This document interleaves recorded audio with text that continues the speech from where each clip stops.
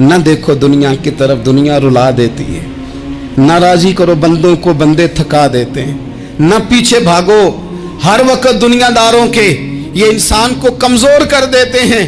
وہ تو کریم ہی بڑا ہے، 2 آنسو زمین پر بعد میں گرتے ہیں، بندے کے گناہ سارے پہلے معاف فرما دیتا ہے۔ یاد رکھنا، کسی شخص کی بلیک میلنگ کا کبھی شکار نہ ہونا، کبھی کسی کی میٹھی اور مسجع مکفہ باتوں کا شکار نہ ہونا۔ کوئی کیا کر سکتا ہے اگر اللہ مددگار ہو تو؟ جس کو رب کریم اٹھانا چاہے اسے کوئی گرا سکتا ہے؟ ہم یہ ڈرے ڈرے سہمے سہمے پریشان فیصلہ کرنے کی طاقت نہیں، مجھے چلنا چاہیے کہ نہیں، اٹھنا چاہیے کہ نہیں، کرنا چاہیے، اٹھ باندھ کمر کیوں ڈرتا ہے؟ پھر دیکھ خدا کیا کرتا ہے۔ حضرت عبداللہ ابن عباس فرماتے ہیں میرے نبی پاک علیہ السلام نے میری تربیت فرمائی کہ نوجوان دوست میری بات لکھ لیں، پریشان لوگ میری بات لکھ لیں، جن کے پاس قوت فیصلہ نہیں وہ اس بات کو لکھ لیں۔ حضرت عبداللہ ابن عباس فرماتے ہیں میرے نبی پاک علیہ السلام نے مجھ سے فرمایا تھا عبداللہ سن، اگر ساری دنیا مل کے تیرا کوئی نفع کرنا چاہے کر نہیں سکتی جب تک میرے رب کی رضا نہ ہو، اور فرمایا ساری دنیا مل کے تیرا کچھ بگاڑنا چاہے تو عبداللہ بگاڑ نہیں سکتی جب تک رب کریم کی حکمت کا تقاضا نہ ہو۔ لوگوں سے ڈرنا، لوگوں کی طرف دیکھنا، ماحول دیکھ کے اپنے راہ کا تعین کرنا، ہر بندے کے خیالات کے مطابق ڈھلنے کی کوشش کرنا، فلانا نہ ناراض ہو جائے، فلانا نہ ناراض ہو جائے، وہ جس نے ہونا ہو جائے، بس رب رسول ناراض نہ ہو۔ اپنی زندگی میں اپنے مالک کو مولا جان کے، بل اللہ مولاکم، اللہ تمہارا مولا ہے، وہو خیر الناصرین، وہ بہترین مددگار ہے۔ توجہ جب بھی کریں رب کی جانب کریں، اپنے دل کا قبلہ درست رکھیں، سوچوں کے زاویے سیدھے رکھیں۔ میرے بھائی، مالک جب بندوبست کر دے نا، جب مالک بندوبست کر دے پھر ایسا بندوبست کرتا ہے کہ لوگوں کے پاس نا چارہ نہیں رہتا۔ حضرت مریم رضی اللہ تعالی عنہا پاک باز تھیں، مسجد میں رہی تھیں، پر مالک کی حکمت کے تقاضے بڑے عجیب ہے نا۔ پھر جناب مریم کو اللہ تعالیٰ نے بغیر شوہر کے اولاد عطا کر دی۔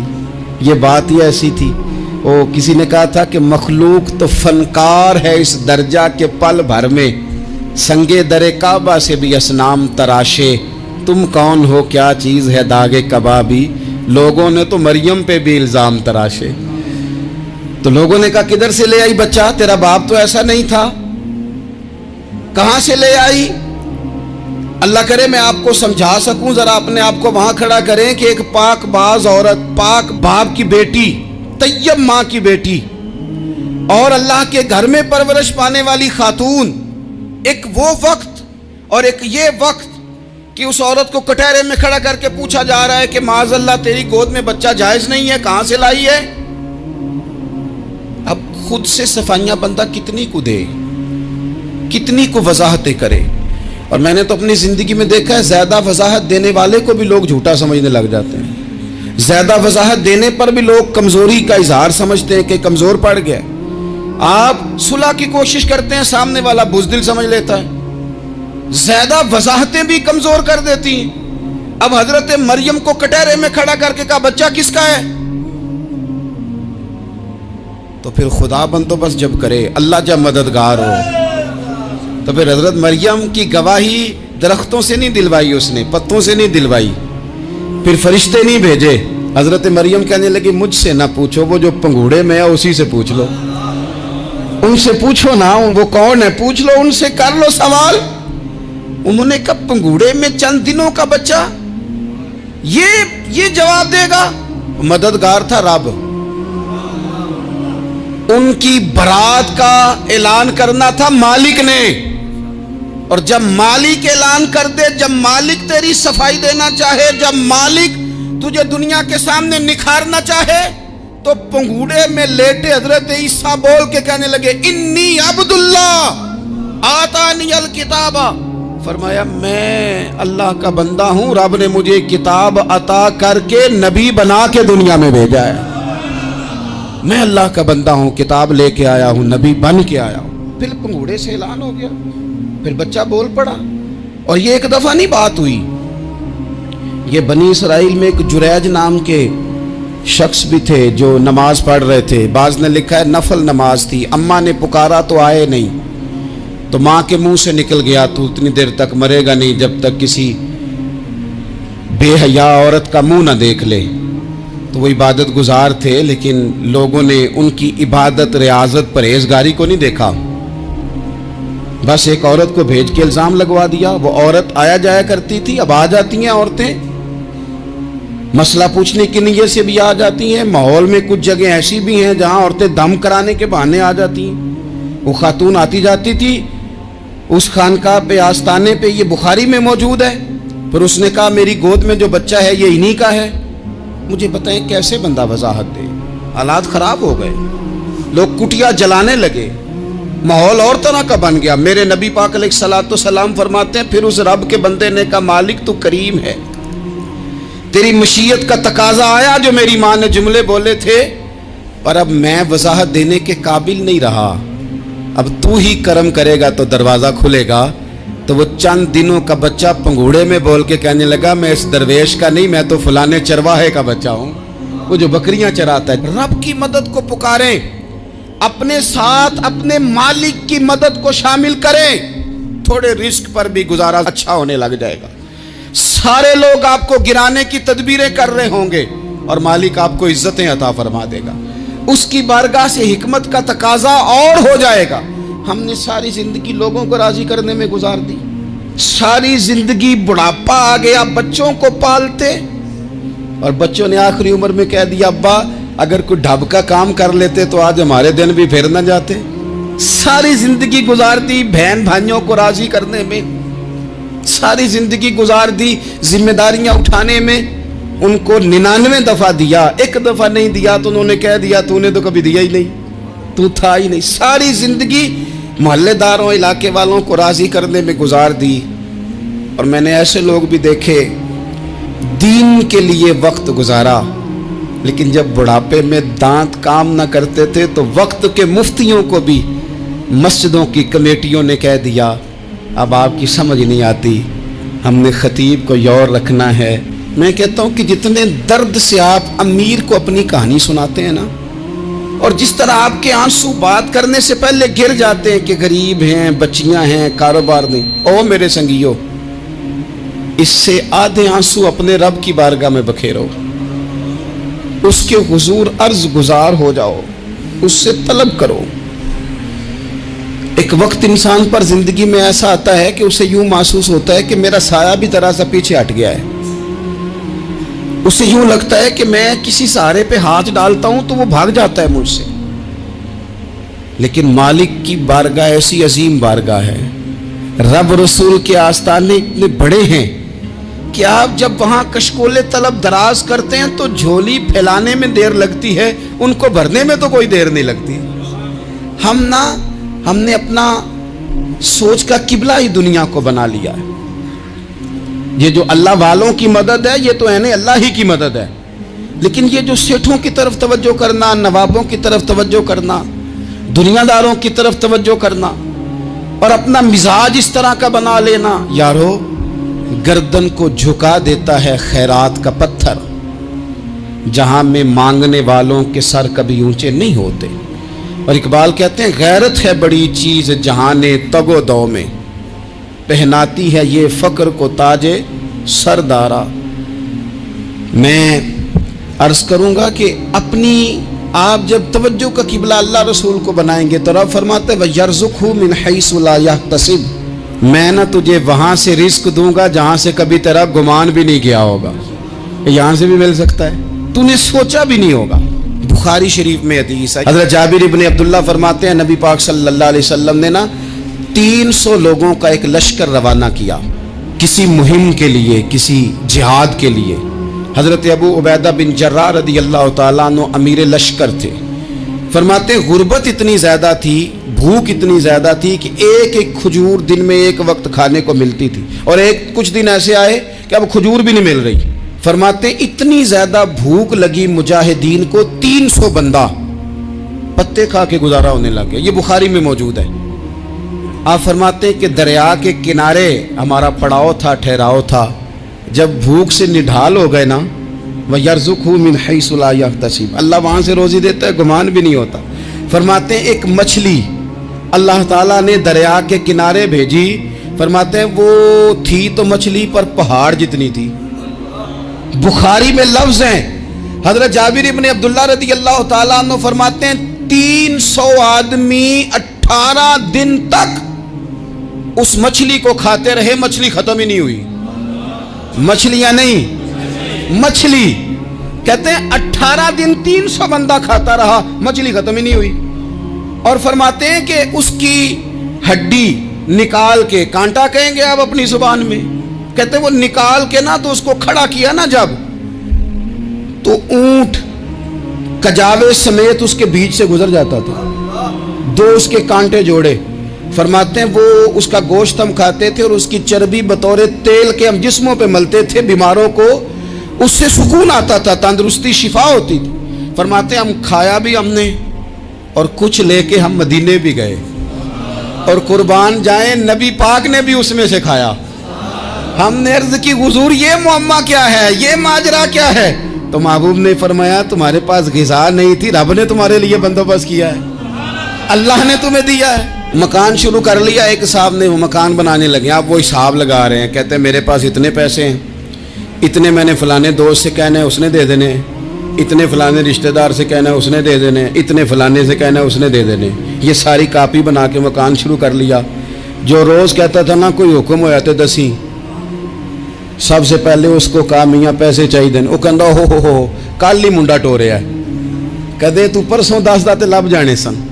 میں آپ کو اپنے تجربے کی بات بتا رہا ہوں۔ جن لوگوں کا خیال ہوتا ہے نا کہ آپ سٹارٹ کریں فلانا کام، ہم آپ کے ساتھ ہیں، اللہ کا ہی کوئی نظام ہے، وہ بالکل بھی نہیں ساتھ ہوتے۔ لیکن ایسا نہیں ہے کہ کوئی ساتھ نہیں ہوتا، اللہ تعالیٰ بڑے اسباب پیدا کرتا ہے، وہاں سے دیتا ہے جہاں سے گمان بھی۔ ہمارا یہ ذہن بن جاتا ہے ہم ساری اپنے حساب سے چلتے ہیں، اتنے رشتہ داروں سے، اتنے، کون آپ کے ساتھ چلے گا؟ سوال ہی نہیں پیدا ہوتا۔ یہ سارے کام چھوڑ کے سب سے پہلے 2 رکعتیں پڑھو، اپنے رب کی بارگاہ میں، رسول کائنات کی بارگاہ میں گزارشات اور استغاثے پیش کرو، وہاں سے خیر طلب کرو۔ دنیا دار کیا دیں گے، کیا دے سکتے ہیں، کیا حیثیت ہوتی ہے کسی؟ اللہ کہتا ہے وہاں سے دوں گا۔ تو جو اللہ مال دے وہ لینا چاہیے کہ رشتہ داروں کا مال دیکھنا چاہیے؟ جو اللہ دے وہ لینا چاہیے کہ سیٹھوں نوابوں کی جیبیں دیکھنی چاہیے؟ جو اللہ دے وہ قبول کرنا چاہیے یا دیکھنا چاہیے کون سا آدمی کہاں پہنچ گیا؟ چھوڑو، اپنی مٹی پہ چلنے کا سلیقہ سیکھو۔ کسی کے سنگ مرمر پہ چلو گے تو پھسل جاؤ گے، پھسل جا۔ اس پر ایک اور بات عرض کر دوں، صحیح بخاری سے، مسلم سے ایک اور بات۔ کچھ چیزیں ایسی ہیں جن سے اللہ کی مدد آتی ہے، مدد ملتی ہے۔ ایک چیز ان میں سے ایسی ہے جس سے بہت مدد نازل ہوتی، وہ ہے کہ جب رب آپ کو دے نا تو پھر آپ بھی اس کے رستے میں دیں، پھر مدد آتی ہے، پھر اور آتا ہے۔ بخاری مسلم میں حدیث ہے، یہ زیادہ ہی توجہ طلب امر ہے، اس پر آپ غور کریں گے۔ حضرت ابو ہریرہ فرماتے ہیں کہ نبی پاک علیہ السلام نے فرمایا ایک شخص نے بادلوں کے اندر سے آواز سنی کہ فلاں آدمی کا کھیت اور باغ خشک ہو گیا ہے، وہاں برسو اور اس کے کھیت کو سیراب کرو۔ وہ بڑا حیران ہوا کہ بادل سے آواز آ رہی۔ پھر اس نے دیکھا کہ ایک پہاڑی پر بارش ہوئی، وہ بادل وہاں برسا، پھر نالیوں سے ہوتا ہوا پانی ایک طرف چلا۔ تو جس نے آواز سنی تھی، حضور بیان کر رہے ہیں، وہ بھی پیچھے پیچھے چلا کہ پانی کدھر جا رہا ہے۔ اس نے جا کے دیکھا کہ ایک مقام پہ ایک باغ کو وہ پانی لگ رہا ہے اور ایک آدمی وہ پانی لگا رہا ہے۔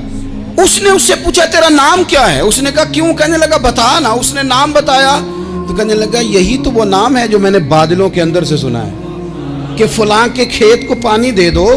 اس نے کہا یار تو کیا عمل کرتا ہے کہ اسپیشل تیرے لیے بارش برسے؟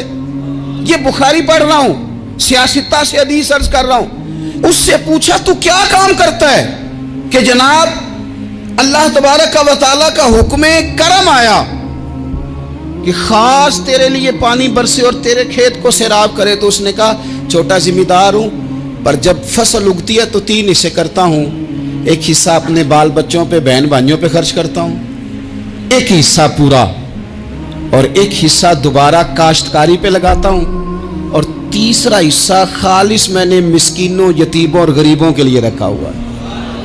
وہ جو تیسرا حصہ اللہ کرے آپ سمجھیں، وہ رب کے بندوں پہ تیسرا حصہ خرچ کرتا ہے نا، تو کریم مالک نے فرمایا جہاں سے غریب کا حصہ جاتا ہے وہ کھیت خشک نہیں رہنا چاہیے، وہ جہاں سے مسکین روٹی کھاتے ہیں وہ خشک نہ رہے، جہاں سے یتیموں کو کچھ آتا ہے کہیں اس کی فصل رہ نہ جائے۔ میں اور آپ بھی اگر اپنے مال میں مسکینوں، یتیموں، غریبوں کے حصے رکھ لیں گے تو فصلیں خشک نہیں رہیں گی، ان کے اندر تازگی آئے گی، نور آئے گا، کرم آئے گا، خاص کر خدا کی رحمت برسے گی۔ مدد اللہ سے چاہیں، اپنی توجہات کا مرکز رب رسول کی ذات کو بنائیں، پھر آپ محسوس کریں گے کہ بڑی جلدی اللہ تعالیٰ کی مدد آنے لگی ہے۔ کبھی آپ صرف کہہ دیں نا میرا رب میرے ساتھ ہے، اس لفظ میں اتنی طاقت ہے کہ دشمن ویسے زہر ہو جاتا ہے۔ زندگی میں کسی سے بھی لڑائی ہو، اچھی طرح سوچ لیں کہ اللہ اس طرف ہے یا اس طرف ہے۔ اگر آپ زیادتی پہ ہیں تو پھر رب مظلوم کی جانب ہے۔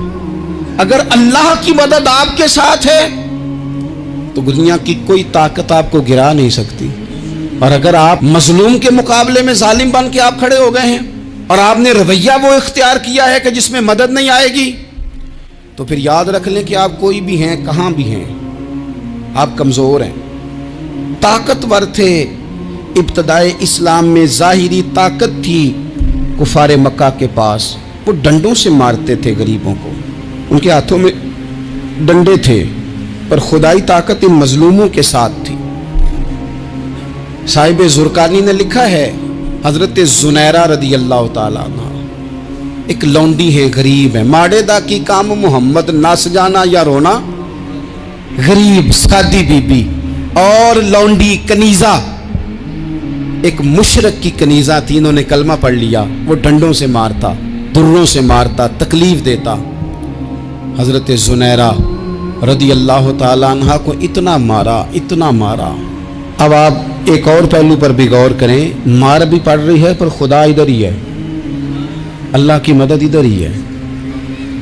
رب کہتا ہے کہ پہلے تو صبر کرنا، ان اللہ مع الصابرین، تو صبر کرے گا تو پھر رب کی معیت ملے گی، ذرا ٹھہرنا، تو تھوڑا ڈٹنا۔ ان الذین قالوا ربنا اللہ ثم استقاموا تتنزل علیہم الملائکہ، تو کہے اللہ میرا رب ہے، پھر تو پہلے ڈٹ، پہلے تو نے ڈٹنا ہے۔ ثم استقاموا، جو ڈٹ گیا، تتنزل علیہم الملائکہ، ڈٹنے والے کے لیے مدد آتی، پہلے تھوڑا ٹھہرنا پڑتا ہے، پہلے تھوڑا صبر کرنا پڑتا ہے، حوصلہ کرنا پڑتا ہے، اس کے بعد مدد آتی۔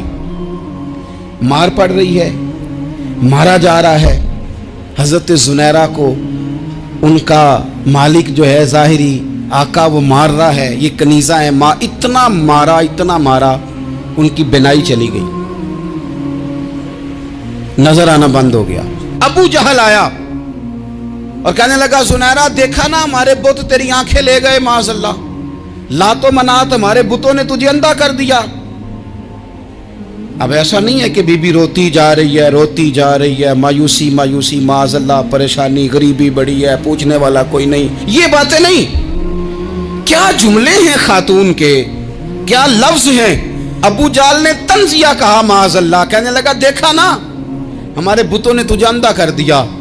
تو جناب زنیرہ آنکھوں کی بینائی گئی ہے، رات کو گئی ہے، دکھ ابھی تازہ ہے، لیکن اللہ پہ جو توکل ہے، اپنے مالک سے جو رشتہ ہے وہ اتنا مضبوط ہے، اتنا طاقتور ہے، اس میں اتنی گہرائی ہے کہ حضرت زنیرہ بول کے نا اتنی قوت سے بولی، اتنی طاقت سے بولی کہ پورے کفر پر لرزہ طاری ہو گیا۔ فرمانے لگی تمہارے بتوں کی کیا اوقات ہے کہ میری بینائی لے جائیں، یہ میری رب کی حکمت کا تقاضا ہے۔ جب تک اس نے چاہا زنیرہ دیکھتی رہی، اور جب اس نے چاہا زنیرہ کی آنکھوں کی بینائی چلی گئی، اور اگر وہ چاہے گا نا تو بینائی واپس بھی کر دے گا۔ اگر ہو ذوق یقین پیدا تو کٹ جاتی ہیں زنجیریں، اگر وہ چاہے گا تو بینائی آ بھی جائے گی۔ حضرت زنیرہ نے رات کو یہ لفظ کہے، ابو جہل اور سارے کفار ڈر کے سن کے چلے گئے، آپ اطمینان سے آ کے بستر پہ سوئی۔ جب سویرے اٹھی تو اللہ نے آنکھوں کی روشنی واپس کر دی تھی۔ आंखों की अब छड़ी पकड़ी है, बाजारों में घूमती है, कहती हैं बुलाओ किधर है तुम्हारे नातो मनात, देखो मेरे रब ने रोशनी वापस कर दी, आकर मेरे साथ इधर आ, सितमगर हुनर आजमाए, तू तीर आजमा हम जिगर आजमाए। बीमार लोगों याद रखो, कह दिया डॉक्टर ने कि तू बड़ा बीमार है, तू बड़ा कमजोर है, ये हो गया वो हो गया, तो डॉक्टर अपने इल्म के मुताबिक बात कर रहा है, होगा तो वो जो मेरा रब चाहेगा। कमजोर हो जाना, परेशान हो जाना, तकलीफ में आ जाना, पता नहीं बात हो गई है तो जाने क्या हो जाएगा। अपनी जिंदगी के अंदर अपने रब से रिश्ता मजबूत करें, रसूल कायनात से रिश्ता मजबूत करें, अल्लाह वालों से रिश्ता मजबूत करें। हजरत जुनैरा ने पैगाम दिया कि जिंदगी में जो जीना चाहते हैं तो वो रब का नाम लेके जी सकते हैं, जो अपनी जिंदगी में खुशियां देखना चाहते हैं तो रसूलुल्लाह के नाम पर खुशियां देखी जा सकती हैं।